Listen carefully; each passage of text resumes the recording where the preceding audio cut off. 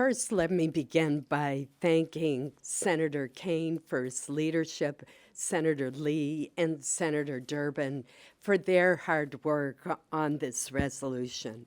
This resolution is much needed and it is long overdue.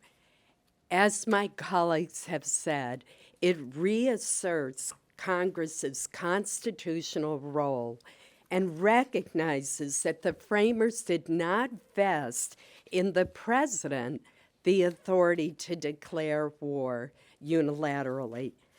Over the past decade, regrettably, Congress has too often abdicated its constitutional responsibility on authorizing the sustained use of military force. Article 1, Section 8 of the Constitution could not be clearer. It vests in the Congress the sole power to declare war. Although the president, as commander-in-chief, has the power to lead and defend our armed forces and to respond to imminent attacks, no president has the authority to commit our military to a sustained conflict. And it is, as my colleagues have said, important to reassert the legislative branch's role regardless of which party occupies the White House. That has been my position during every administration, whether the president is a Republican or a Democrat. Indeed, in 2011, I voted with 10 of my Republican colleagues on a similar resolution that was directed toward restraining President Obama's attempt to enter the conflict in Libya. I've supported a number of prior War Powers resolutions, including an amendment to the defense bill last June.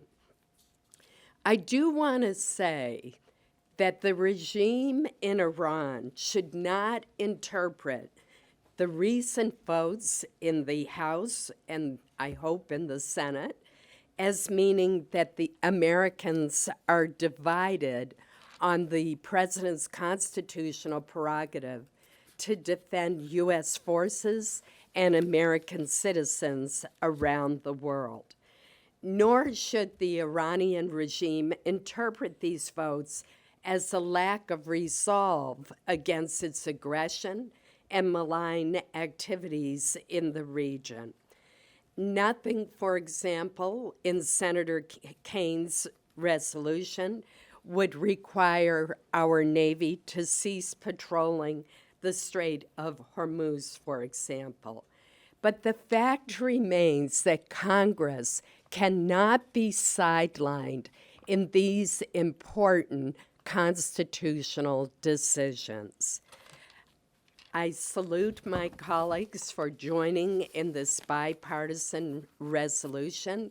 I'm encouraged by the vote to proceed, and I hope we will have a strong vote on final passage. Thank you. With that, we'll take some questions. I do want to acknowledge a number of others worked very closely with us on this bill, including Senators Young and Paul.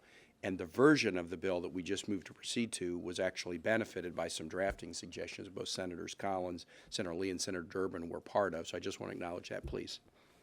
Senator, going forward, there's been talk about amending the War Powers Act to take note of some of the changes or some of the concerns about consultation, about this 90-day window. Where do you all stand on that? What do you think is doable?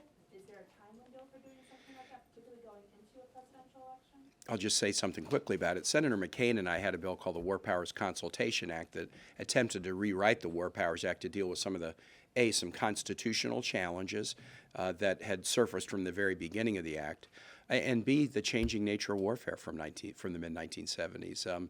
That bill was drafted with the thought that warfare was between nation states. What about non-state groups? That bill was passed, that act was passed before there were drone strikes and cyber attacks.